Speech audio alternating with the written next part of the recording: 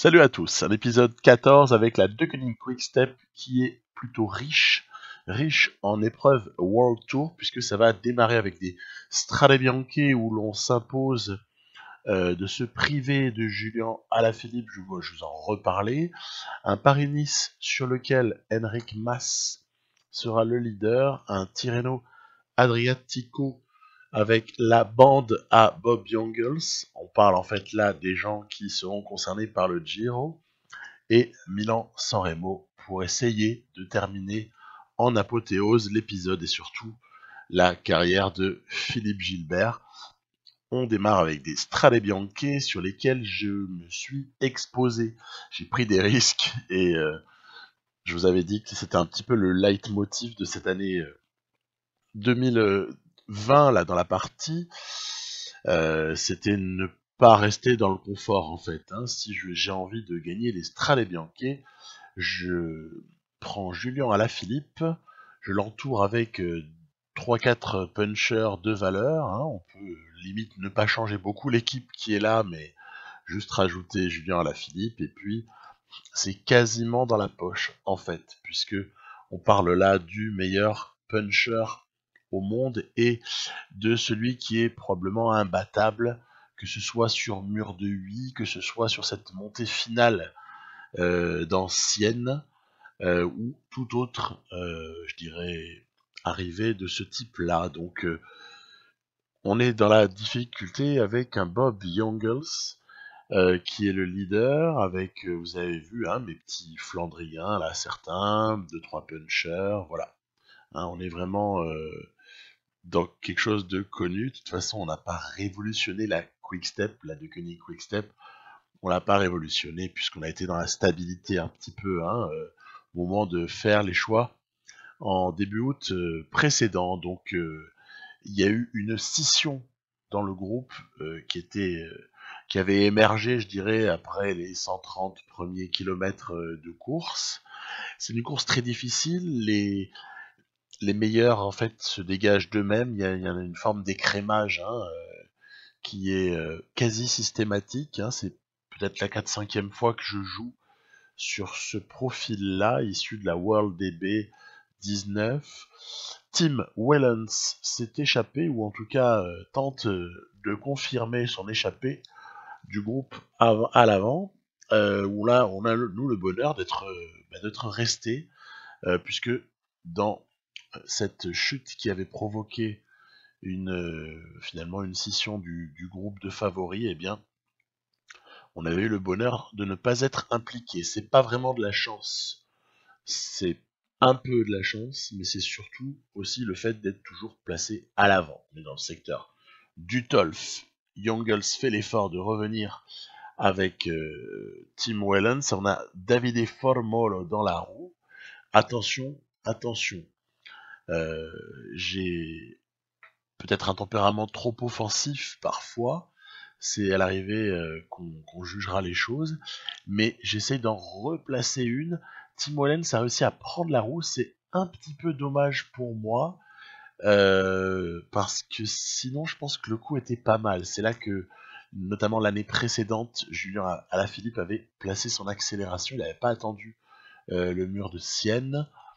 Et là, du coup, on a un moment qui est assez mauvais, un moment de temporisation. Je cherche à comment dire, y mettre fin en accélérant, et puis à chaque fois, il y a un Tim Wellens qui revient, il y a même Davide Formolo qui lâche pas l'affaire, si bien que, ouais, c'est un petit peu épuisant, parce que derrière, du coup, les favoris qui avaient été lâchés, j'ai nommé par exemple un Geraint Thomas, un Primož Roglic, entre autres, sont du coup forcément en train de nous gagner du terrain à chaque fois qu'on se regarde un peu.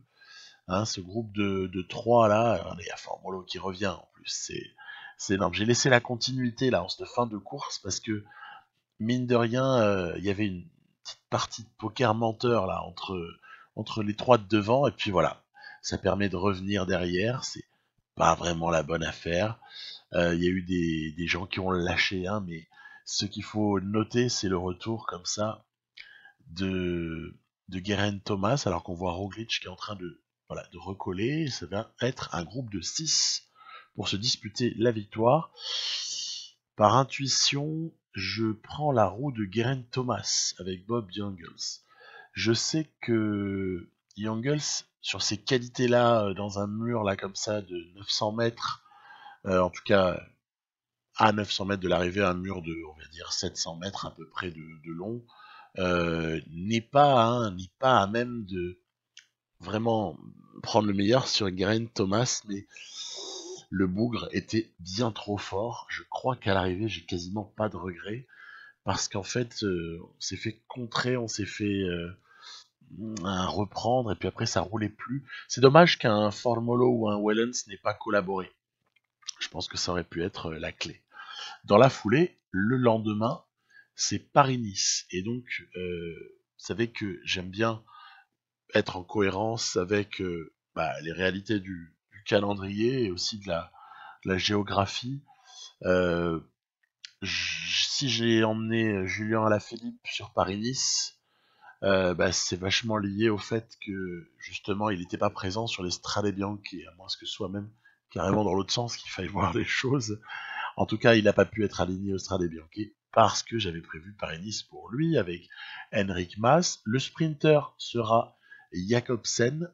Et puis, on a comme ça quelques coureurs.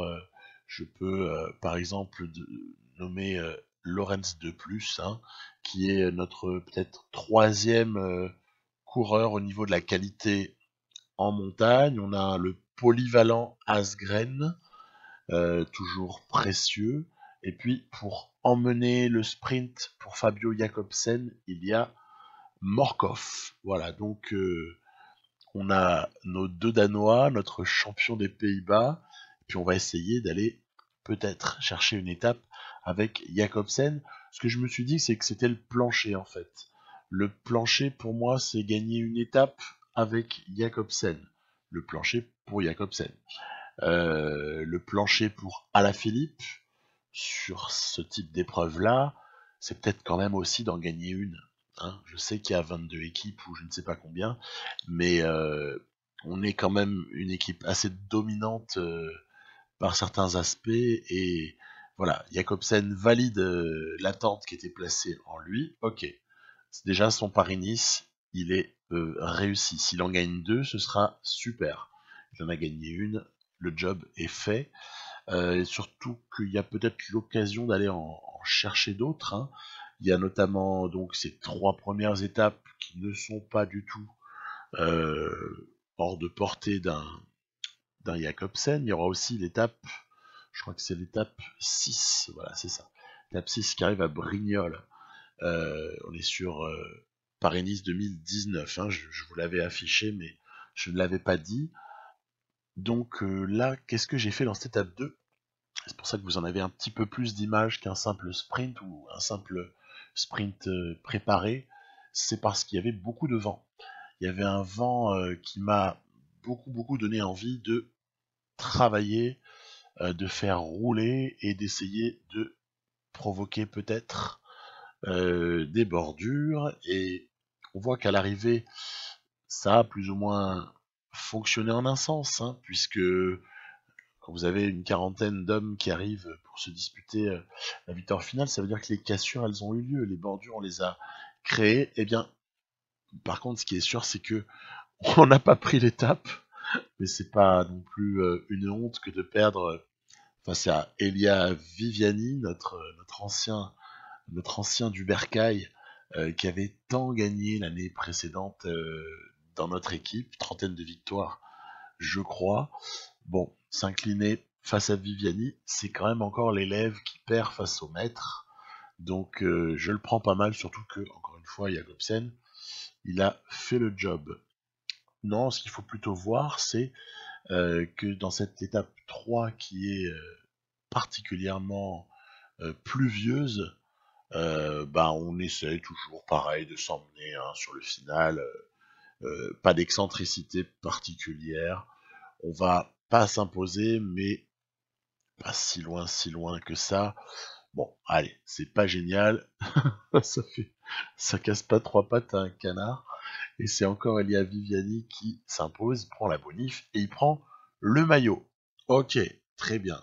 On arrive à une étape 4 où là, on peut voir émerger déjà des hommes forts. Parce que je l'ai déjà joué une fois, hein, ce Paris-Nice 2019.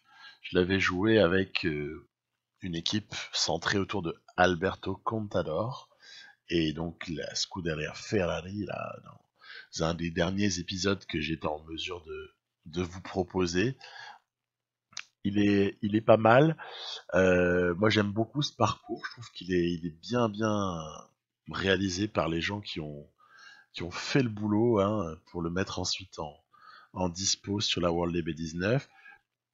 Très difficile étape 4, dont je me souviens qu'avaient émergé les meilleurs coureurs lorsque je l'avais couru avec donc Contador et compagnie. Eh bien, vous allez voir que le scénario va se répéter, à savoir que il y aura beaucoup de gens qui vont se faire éliminer, y compris des gens auxquels on aurait pu penser pour la victoire finale. C'est une étape qui est super difficile. Il y a comme ça 1, 2, 3, 4 passages qui sont noirs, hein. Donc quand c'est noir sur la carte, on a tout compris, hein. On a tout compris sur ce que ça peut vouloir signifier au niveau du pourcentage. Je vais donc travailler masse. On voit que il y a Geraint Thomas décidément, après nous avoir bah, damé le pion, hein, sur le tour des Émirats à l'épisode précédent, après nous avoir à nouveau damé le pion. À chaque fois la victime c'est Bob Jungels, nous avoir damé le pion sur les Strade Bianche, le bougre qui lui par contre est aligné successivement sur Strade Bianche et Paris-Nice. On va pas reprocher à l'IA de faire ce genre de bêtises parce qu'elle fait ce qu'elle peut. Il est bien là, hein, et au final, par contre, victoire assez surprenante pour moi de Richie Porte. En fait, j'ai beaucoup regardé Thomas, je l'ai beaucoup surveillé, et je me suis fait surprendre par Richie Porte. Il faut dire qu'on avait beaucoup consommé d'énergie aussi, hein. Je pense qu'avec une attitude un peu plus attentiste, il y avait moyen de choper celle-là avec Alaphilippe, hein. En tout cas, elle lui était quasiment destinée, donc c'est presque un fail de ne pas l'avoir pris. Ensuite, le contre-la-montre de Barbantane, avant une étape relativement plane et une étape 7 qui sera peut-être l'étape reine avec l'arrivée au Turini. Alors ce contre-la-montre de l'étape 5, il est assez, assez intéressant, hein. On se souvient de la performance de Kwiatkowski sur ce CLM. 25 bornes.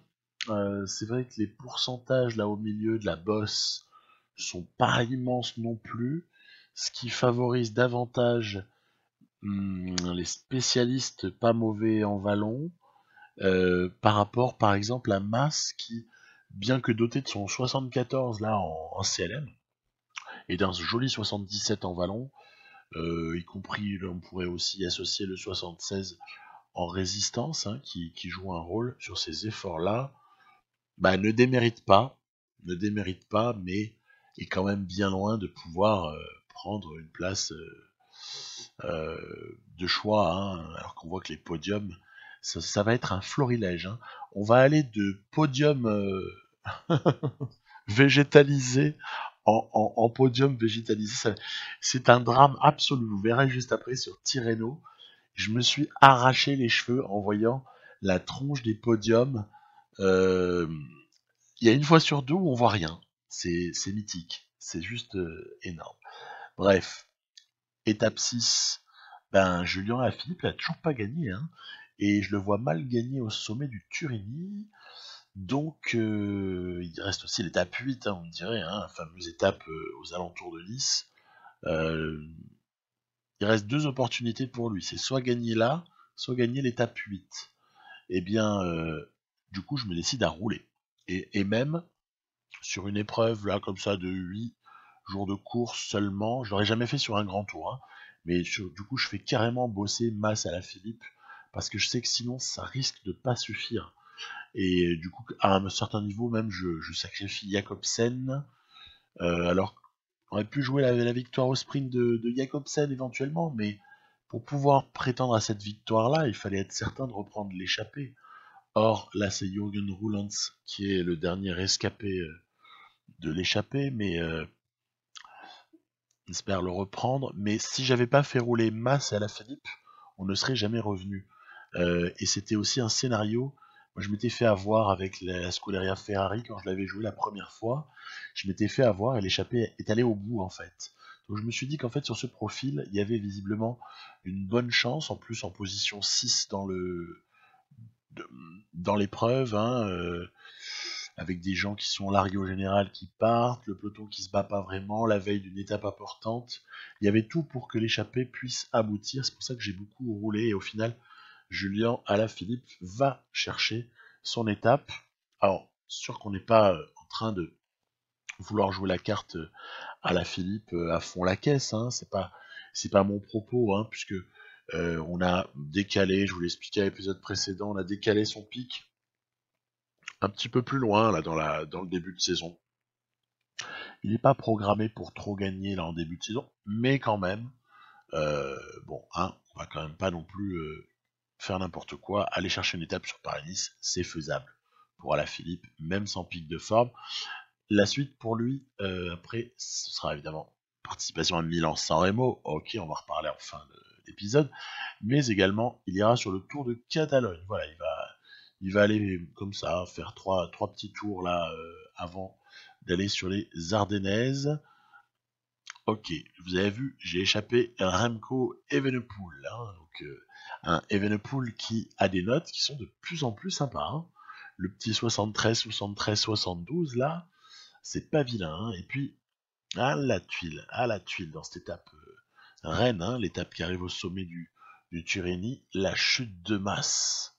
C'est une catastrophe totale. Heureusement, ça se relève, et heureusement, allez, je le dis déjà, ça va rentrer. On n'est pas malheureux, Après, il y avait tellement de coureurs qui sont tombés que c'est un petit peu normal que ça rentre. En tout cas, c'est plus explicable. Là, en revanche, rechute. Et cette fois-ci, quelqu'un qu'on connaît bien, Guérin Thomas. Il y a aussi un Tom Dumoulin qui est tombé. Il y a du monde, hein, il y a du monde. Ce qui fait qu'en fait, à l'avant, si on regarde le top 6 du classement avant l'étape, ne sont finalement les rescapés de cette chute à l'avant ne sont présents que Alaphilippe, Mas 5 et 6, ainsi que le leader avec son joli maillot jaune, Richie Porte. Donc, c'est pas défavorable pour nous. Ça peut peut-être permettre de, je ne sais pas, conserver une forme d'avance. Du coup, je me dis, allez, tu essayes, après avoir sacrifié Evenepoel, là, qui nous a attendu, il a quitté l'échappée pour attendre Alaphilippe et Mas, et puis après, bon, son aide a été de courte durée, hein, fatalement, hein, dans ces situations-là. Il suffit qu'il y ait l'accélération d'un ou deux pour que tout de suite le survivant de l'échappée ne dure pas bien longtemps. Et puis après, vous voyez, c'est Mas qui prend les choses en main. Retour sur l'avant de la course, avec quand même toujours un Richie Porte bien calé, en tout cas pas décramponné, c'est le moins qu'on puisse dire. Ce qui fait que, bon, après, ça s'écrème un peu, ça lâche progressivement, regardez. Et si on remonte un peu vers l'arrière, Alaphilippe, il a fait le job, c'est fini. Mais on a par exemple Nibali, Guerin Thomas, qui sont en compagnie de Dumoulin et Roglic. Ils lâchent rien, hein, ils sont quand même pas si loin que ça de revenir, surtout qu'avec Mas, je suis quand même obligé de gérer un petit peu la barre, parce on a un petit peu beaucoup consommé au moment de l'attaque, qui finalement en plus n'a pas servi à grand chose, puisqu'on n'a même pas décramponné Richie Porte. Ça veut me dire, Richie Porte, grosse note dans le jeu, quasi comparable à celle de Henrik Mas, donc pas scandale non plus. Et puis regardez, voilà. Ce que je redoutais arriver, c'est-à-dire que sur la toute fin, quasiment sous la bannière du dernier kilomètre, on a Guerin Thomas qui nous a repris, il a fait un job juste monstrueux, et puis comme des petits rapias, il y a Patrick Conrad et un autre rescapé de l'échappée d'origine qui vont comme ça gratter les 2 premières places, en privant un peu ainsi Enric Mas, pas se mentir, de la bonif que j'espérais tant, et du coup rapproché quasi nul, rapproché au général quasi nul. Oui, on est troisième, mais c'est plus parce que certains ont été lâchés qu'avec la moindre bonif que ce soit. Du coup, en abordant l'étape 8, on peut se dire juste une chose, c'est bon bah la lutte va être entre Thomas et Porte. Puis pour ce qui est d'Henrik Mas, eh ben on va assurer notre troisième place. Et puis voilà. Donc ça, c'était ce que j'avais prévu au départ. Et puis, il se trouve, ouais, je prends quand même les bonifs, on sait jamais, hein. Si jamais en plus ça se présente comme ça un peu gratuitement, 2 petites secondes, on sait jamais ce qui peut arriver à la fin. En fait, c'est une course qui va être assez surprenante que cette étape 8, parce que au final, bah, les équipiers vont exploser très rapidement. Il y a eu un début d'étape super rapide, ce qui fait que, bah, par exemple, pour Geraint Thomas, il reste plus que Bernal, Kwiatkowski et Moscon. Vous allez me dire, ça en fait 3, ouais. Après, ça va un petit peu s'écrémer davantage. Pour, je sais pas, bon, par exemple, pour Roglic, ben, on n'a pas grand monde qui est là. Pour Dumoulin, il va y avoir un ou 2 équipiers. Pour Richie Porte, c'est pareil, ça lâche assez rapidement au niveau des équipiers. On a un Thibaut Pinot quand même, par contre, qui est bel et bien là. Bon, c'est très voilà, c'est des mano à mano entre leaders.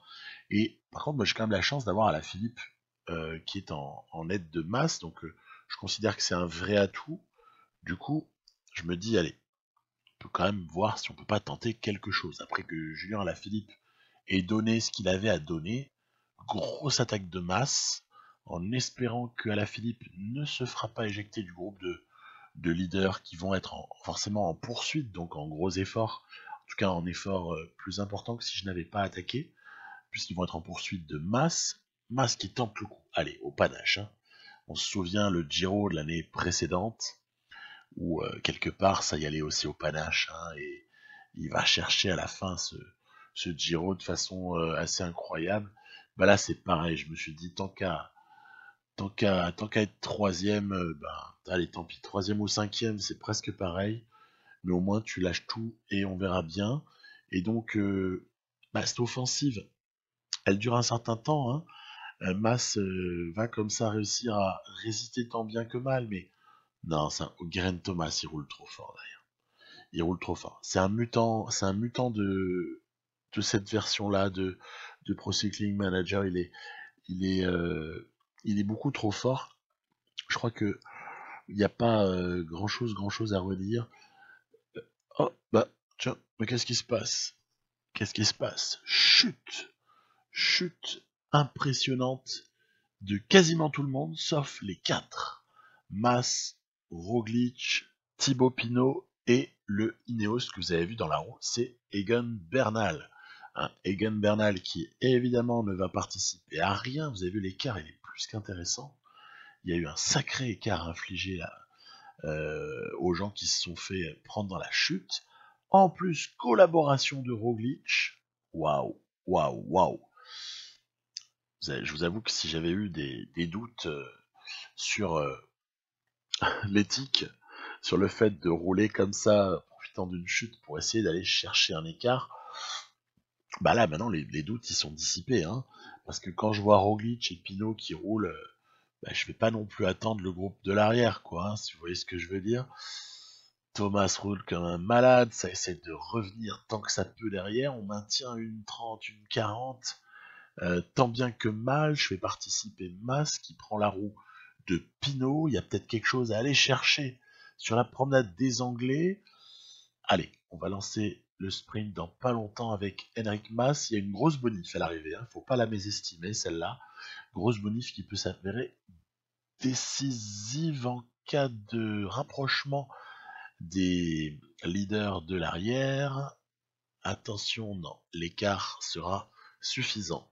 On a donc eu un scénario totalement improbable où sur la 8e et dernière étape de ce Paris-Nice, Henrik Mas vient coiffer au poteau les Portes, Thomas et compagnie. Voilà, incroyable. Incroyable, je vous avoue que j'ai été sidéré, bon, pas mentir, hein, j'étais pas en train de pleurer, hein, mais totalement sidéré par cette fin de Paris-Nice qui m'a franchement fait bien plaisir. Franchement, fait bien plaisir.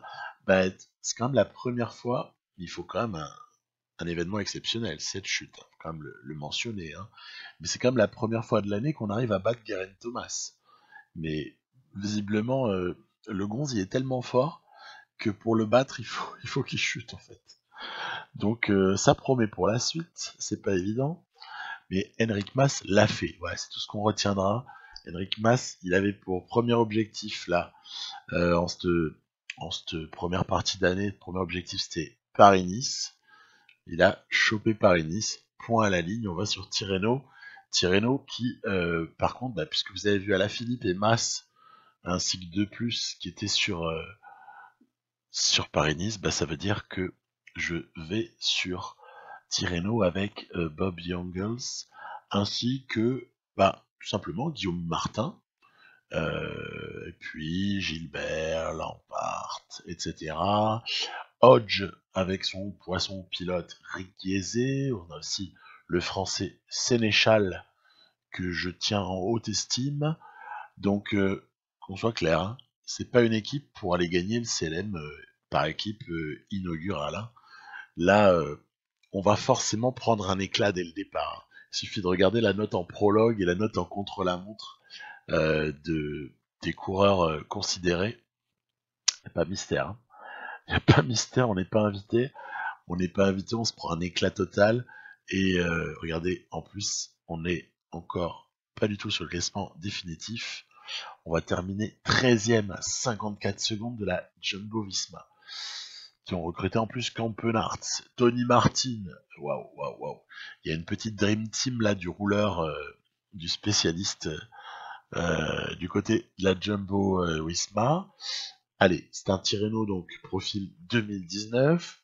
Est-ce que nous sommes condamnés à partir du moment où on a pris 50 et quelques secondes sur Kruijswijk, le leader de la Jumbo Visma là sur ce Tirreno, et 46 secondes je crois sur Froome qui est le leader de Ineos sur ce Tirreno?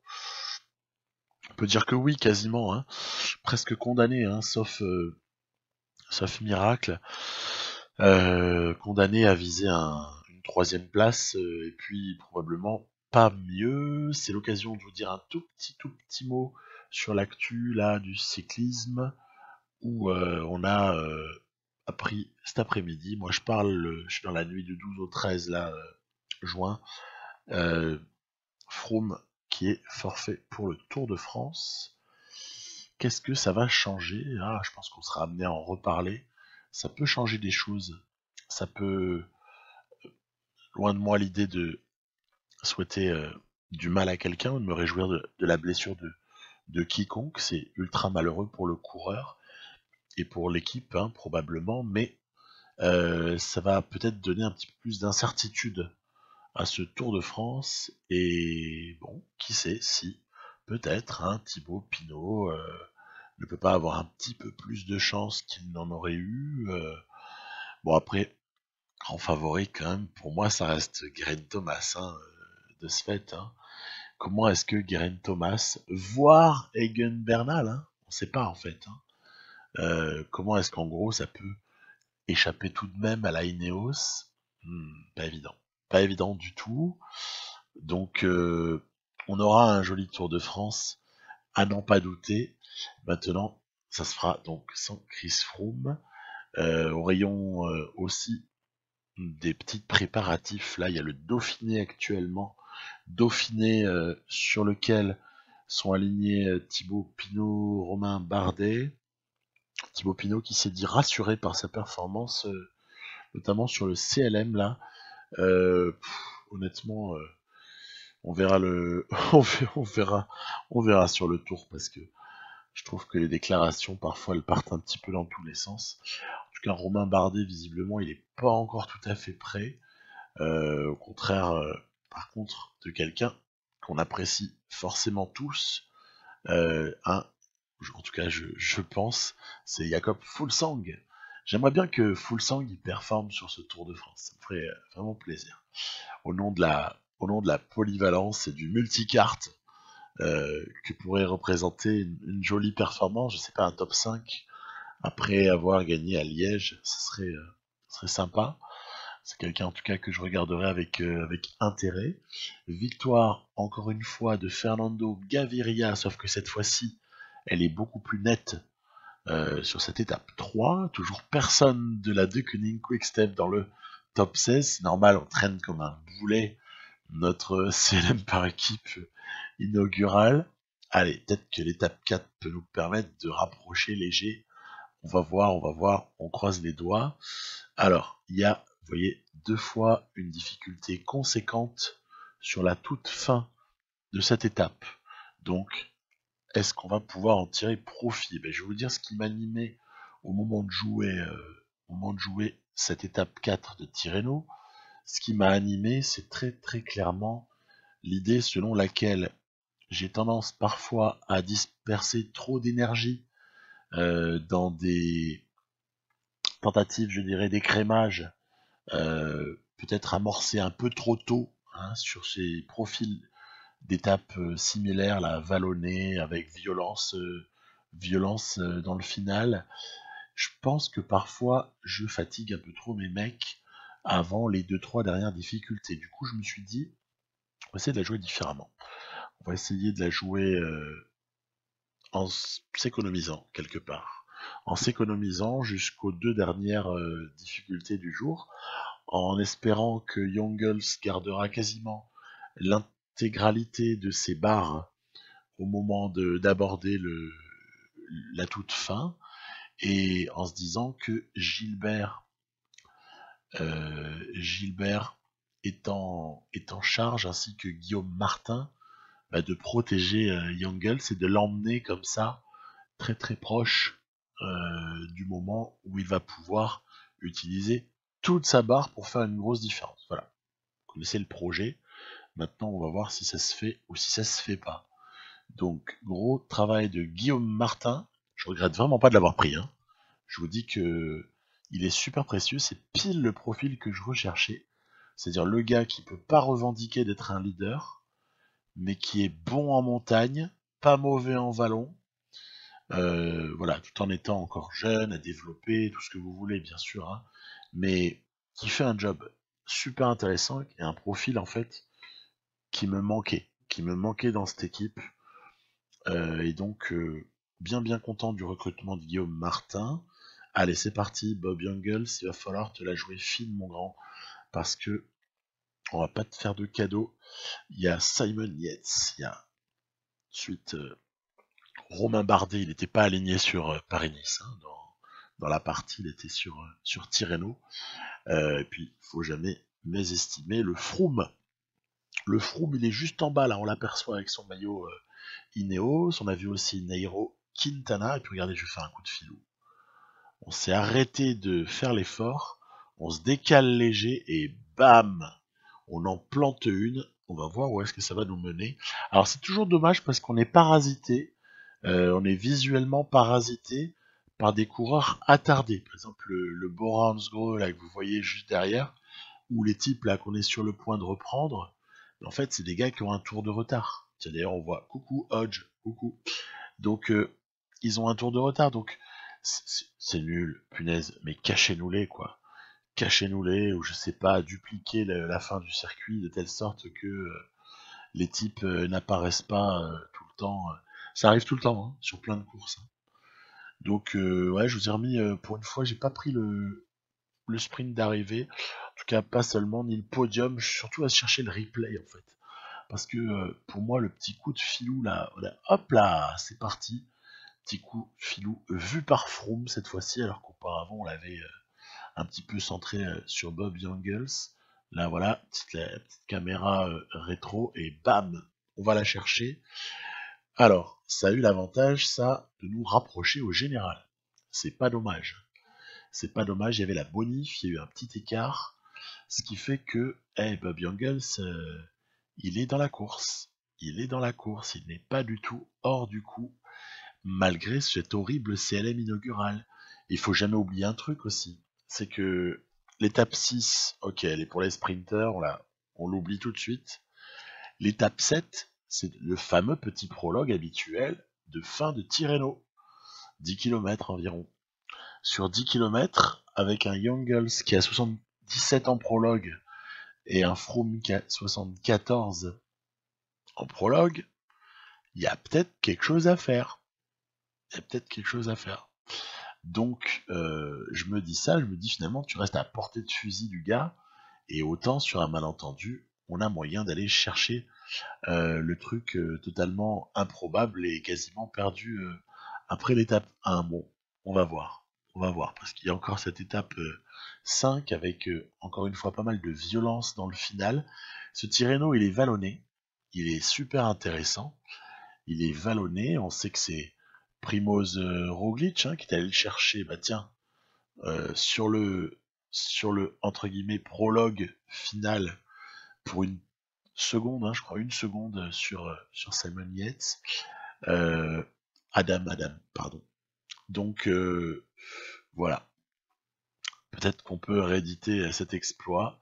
On va voir. En tout cas, on s'est foutu dans la roue de Froome.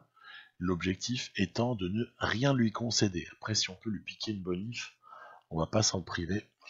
On va voir. Vous savez, j'attends en fait. J'attends. Je veux surtout pas tuer Youngles et le consommer sa barre sans avoir la certitude qu'au final Froome va pas nous déposer, quoi. Parce que je suis trop échaudé par Geraint Thomas d'une part, et puis par beaucoup d'histoires avec Froome où le gars nous dépose alors qu'il a l'air mort, par exemple, on arrive en haut d'un col, si vous voyez ce que je veux dire. Bref, allez, on lâche les chevaux. Miguel Angel Lopez, on a pris la roue. Qu'est-ce qui va advenir? Victoire de Simon Yates et quand même la petite deuxième place de Bob Jungels. Deuxième place synonyme de bonif, et qui dit bonif en la circonstance dit rapproché au général. On est à 4 secondes. Et les poursuivants immédiats ne sont pas des gens en mesure de nous infliger un écart au moment du prologue final. Donc, c'est peut-être pas perdu l'histoire. Peut-être que l'histoire n'est pas perdue. Alors, par contre, je vais pas aller essayer de gratter la bonif là sur l'étape 6 comme un rat mort, aller choper une petite bonif, machin, faire rouler tout ça. Non. On va le jouer à la pédale à l'étape 7. Et puis pour ce qui est de l'étape 6, on va regarder si Hodge éventuellement pourrait pas aller se la chercher. Ce serait sympa parce que Jacobsen a gagné une étape sur Paris-Nice. Est-ce que Hodge va en taper une sur Tirreno?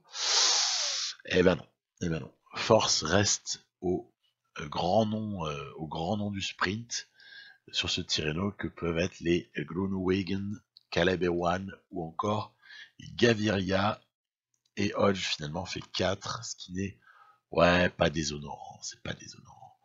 Il a que 79 le pauvre, il est face à des types qui ont 82, 83, plus 83 d'ailleurs.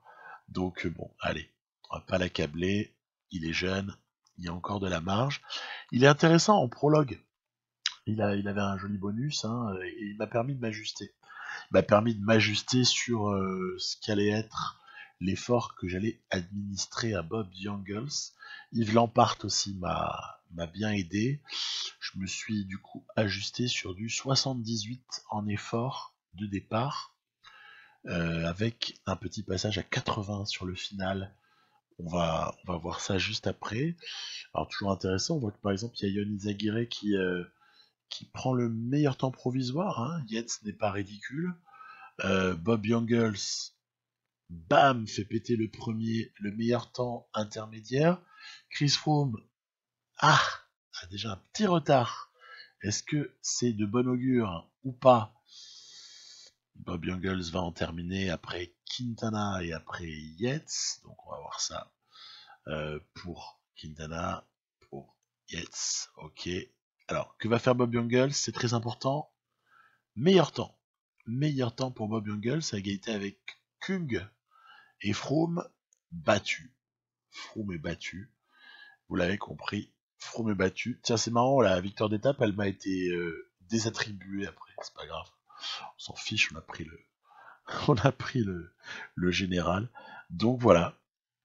Voilà Youngles qui nous a fait une petite Roglic sur ce Tirreno version 2019. Eh bien, souhaitons-lui d'enchaîner, non pas avec un Giro de galère, comme ça a été le cas pour le pauvre Roglic IRL, mais un Giro de meilleure facture dans quelques semaines. C'est ce qu'on verra par la suite. Toutefois, pour le moment, c'est évidemment Milan-San Remo. Milan-San Remo, tout pour Philippe Gilbert. On a emmené une équipe particulièrement musclée. Musclée, j'hésite pas à le dire. Vous avez vu Gilbert, il lui manquait 3 fois rien. Il était à 97,1 le matin de Milan-San Remo. J'avais fait mes calculs à l'avance pourtant, mais je m'étais fait poignarder par un rhume ou je ne sais plus quoi, ce qui a fait que à 2-3 jours près, bam, je me suis fait chanter le pic de forme. Il va falloir se débrouiller sans pic de forme à un certain niveau, c'est rigolo. Après tout, ça corse le truc. Allez, on a terminé avec les capis.